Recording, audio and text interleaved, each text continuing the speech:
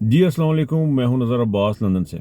जैसा कि आप देख रहे हैं गाड़ी में बैठे हैं तो ट्रैवलिंग के दौरान कुछ बहुत अर्ली एक दोस्त के साथ निकलना पड़ गया तो गाड़ी में बैठ के करना पड़ेगा, क्योंकि अगर घर तक पहुंचने का हमने किया या स्टूडियो तक जहां पे मैं बैठ के रिकॉर्डिंग करता हूँ आमतौर पर वहां पे तक गया तो टाइम बहुत हो जाएगा और फिर वीलॉग लेट हो जाएगा। लेकिन खबरें बड़ी तेज़ी से आती हैं। रात को मैंने अपना माइंड मेकअप किया था, कल दोपहर को माइंड मेकअप किया था कि मैं फकेला जो जा रहा है, ये जो कश्तियाँ जा रही हैं 50 के करीब फ़लस्तीन में, उनके ऊपर बात करना चाह रहा था।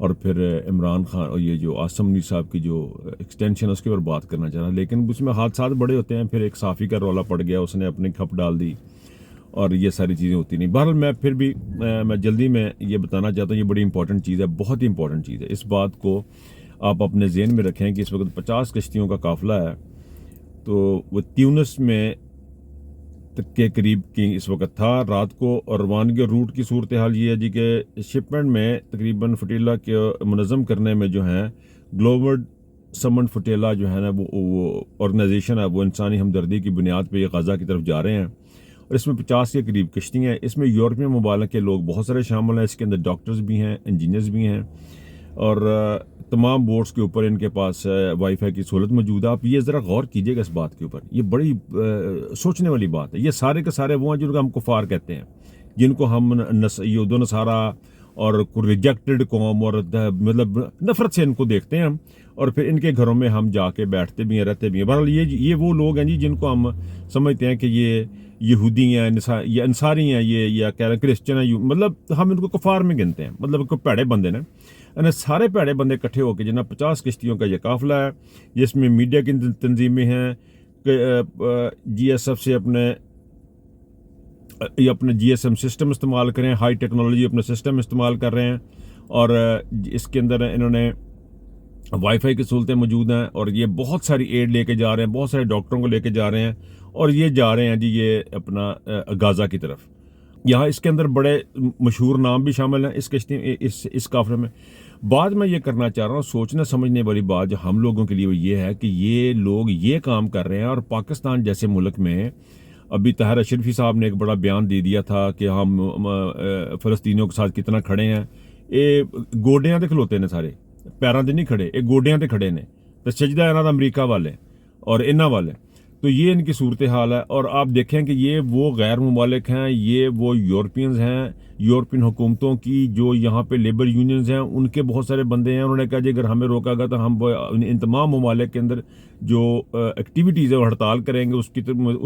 इनको यूरोपियन हुकूमतों के ऊपर प्रेशर बहुत ज़्यादा है इस बात का कि ये जो है इसमें लेबर यूनियन के लोग भी शामिल हैं, डॉक्टर्स भी शामिल हैं, जिन्हें भी शामिल है। ये कर कौन रहे हैं? फिर वही बात है, मुझे जो चीज़ अलार्मिंग लग रही है वो ये है कि ये सारे के सारे जिनको पाकिस्तान के अशरफुल मखलूक़ात और नहायती मुसलमान और अल्लाह के रसूल को मानने वाले जो लोग हैं वो कुछ नहीं कर रहे हैं। पाकिस्तान में लोगों को पकड़ पकड़ के अंदर किया जाता है, कोई झंडा उठा ले उसको अंदर किया जाता है, कोई फ़लस्तीन का नाम ले ले उसको अंदर किया जाता है। वो एक सेनेटर साहब थे, उनको भी उन्होंने पकड़ के उनके बीवी बच्चों समेत उनको अंदर किया हुआ है।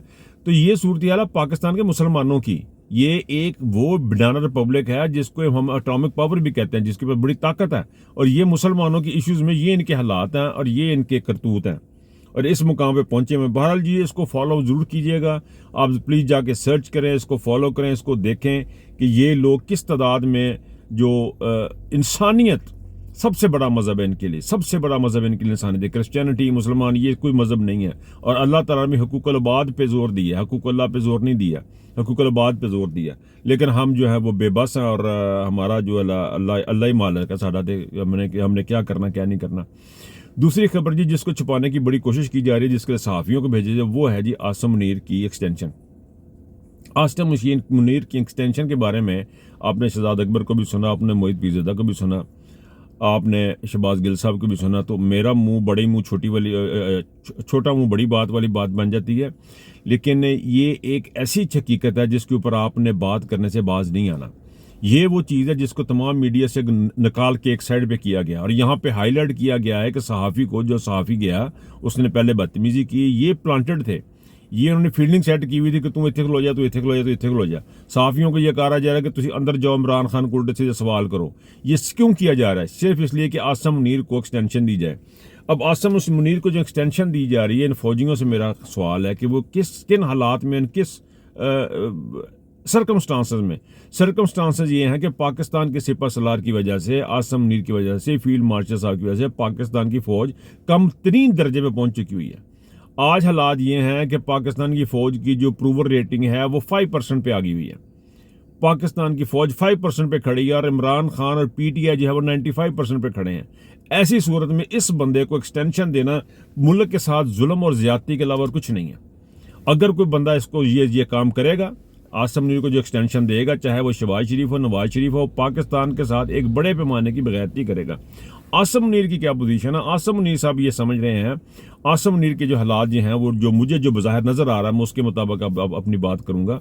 वो ये है कि आसम मुनीर देख रहा है कि यार ये तो फौज को उसने एक नया चूरन बेचना है कि भाई मैं इनको यहाँ से निकालूंगा, इनको मैं फारग करूंगा।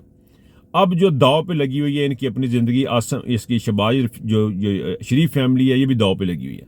और आसम मुनीर हमेशा हमेशा के लिए पाकिस्तान के ऊपर बैठना चाहता है।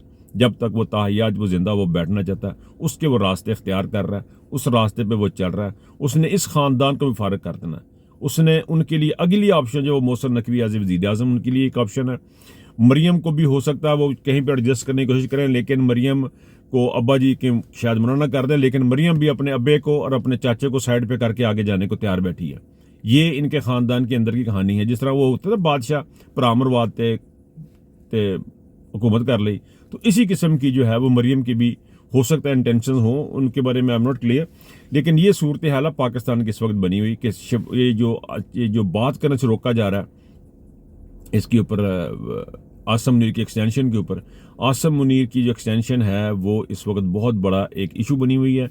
और इस इशू में ख़तरा ये है कि इसके आने के बाद जो नवाज शरीफ फैमिली है इनका भी तिया पांचा किया जाएगा, क्योंकि फिर वो बताया जाएगा कि हम पुलिस को, हम आर्मी को रिकवर कर रहे हैं, फ़ौज की जो इज़्ज़त बहाल कर रहे हैं। लेकिन एक बात आप जहन में रखें, आसम मुनीर को सपोर्ट करने वाले तमाम के तमाम डीजी और उसके इर्द गिर्द के बंदे जो जर्नैल हैं, इस बात को जहन में रखें कि आसम मुनीर चाहे एक्सटेंशन मिले या ना मिले, कुछ नहीं होगा, पाकिस्तान बर्बाद होगा।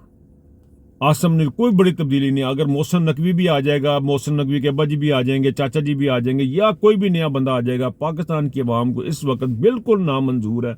और पाकिस्तान की अवाम सिर्फ और सिर्फ इमरान खान की तरफ देख रही है। और इमरान खान को किसी भी किस्म का जो नुकसान पहुँचाया जाएगा वो पाकिस्तान को नुकसान पहुँचाया जाएगा। दैट्स वेरी क्लियर, इस बात को क्लियर कर लें। अच्छा जी, जल्दी से एक चीज़ और करते चलें। ये जो हादसा हुआ है ये सहाफ़ियों वाला, ये सहाफ़ी प्लांटेड सहाफ़ी थे, इन्होंने बगैरती इतनी की है जिसकी इंतहा नहीं। और ये जो सहाफ़ी तंजीमें हैं ना, ये सहाफ़ी तंजीमें उस वक्त नहीं बोली जब इमरान रियाज जो था वो उसको दरबदर किया जा रहा था, जब मोहित पीरज़ादा के साथ ऊपर पर्चे हो रहे थे, जब अरशद शरीफ को कत्ल किया जा रहा था, उसके ऊपर इन्होंने कुछ नहीं किया। सहाफ़ी तंजीमों ने, सहाफ़ी तंजीमें उस वक्त बोली हैं, हामिद मीर जैसे लोग भी उस वक्त बोले हैं, जबकि इस बंदे को जूतियाँ पड़ी हैं, इसको जूतियाँ ही पड़नी चाहिए थी। अब मेरे ख्याल में पाकिस्तान के जो मीडिया है वो गैरत दिखाया, पीटीआई का बाइकआउट कर दे। आप बिल्कुल बाइकआउट कर दे पीटीआई का, यानी इस बगैरती से बेहतर है कि आप बाइकआउट कर दें। आपको जो इश्तिहार मिलते हैं वो इसी बुनियाद पे मिलते हैं कि आप इमरान खान के खिलाफ को बात करते, चीज़ करते हैं, और आपको वहाँ पे जाना पड़ती है, आपकी मजबूरी है। चैनल बंदा कोई आपका नहीं देख रहा, अखबार कोई बंदा आपकी नहीं पढ़ रहा। इन हालात में आपने जो धमकियाँ लगानी शुरू की हैं कि जी हम बाइकआउट करेंगे, हम ये करेंगे, आप प्लीज़ कर दें। आप इस वक्त जो आपने करना है वो कर दें, क्योंकि अदालतें भी अदालतें, सहाफ़त, ब्यूरोक्रेसी सारी की सारी आसम मुनीर के पाँव के नीचे है। अब ऐसी हालत में अगर आपने बाइकआउट करना है, सहाफ़ियों ने धमकियाँ लगानी शुरू की हुई हैं, तो प्लीज़ आप बिल्कुल बाइकआउट करें। मैं इसको रिकमेंड करता हूं कि आप बिल्कुल तरीके इंसाफ को बाइकआउट कर दें, और फिर इसको बाइकआउट करने के बाद आप तमाशा देखें कि जो सोशल मीडिया वो कैसे रिएक्ट करेगा, वो कैसे इनको प्रमोट करेगा। पहले भी वही कर रहे हैं, आप कौन सा दिखा रहे हैं? आप कौन सा कोई लाइव उसके अलीमा बीबी की प्रेस कॉन्फ्रेंस दिखा रहे हैं? पहले भी आपको सिर्फ यही होता है कि जी इनके ख़ानदान में जो लड़ाइयाँ हो रही हैं वो दिखा दें, जो पीटीआई में लड़ाइयाँ हो रही हैं वो उसकी बातें करा दें, और या फिर हमदर्दी एक ग्रुप के साथ दिखाएं, दूसरे के साथ दिखाएं। That's all you are doing. तो इस वक्त यही कुछ हो रहा है पाकिस्तान में। तो पाकिस्तान के लोगों के इस वक्त ये सुनने वालों को, नाज़रीन, आप लोगों को ये बात पे गौर करना है कि अभी हमने इंडिविजुअली खड़े होना है। ये आपके पास और कोई ऑप्शन नहीं है। आप लीडरों का वेट करेंगे तो सेंट्रलाइज होगा। आप इज्तिमाई तौर पे अगर जाने के चक्कर में होंगे जी फ़लाँ जगह फ़लाँ पहुँचेगा या इस्लामाबाद पहुँचेगा या पिंडी पहुँचेगा, वो वाली सूरत हाल नहीं है। आप जहाँ जैसे है की बुनियाद पर आपने एहतजाज करना है, जहाँ जैसे है की बुनियाद पे, और जहाँ पे खड़े हैं वहाँ पे बुनियाद। अब आपको चंद एक दिनों में कुछ चीज़ें नज़र आएंगी, सोशल मीडिया पे आपको लोग नज़र आएंगे आपको पीलें करते हुए, तो उनको आप उनकी जो इंस्ट्रक्शंस है उनको फॉलो करते हुए अगर आप काम करेंगे तो आपके सैलाब के भी मसाइल हल होंगे, आपकी चीज़ें होंगी, ये जो मुश्किलात हैं वो हल होंगी। इस चीज़ के ऊपर प्लीज़ गौर करिएगा। मुझे इजाज़त दीजिएगा, मैं गड्डी बैठे बैठे थक रहे हैं, तो लेट मी ड्राइव अगेन। तो आप अपना बहुत ख्याल रखिएगा सर। अल्लाह हाफिज़।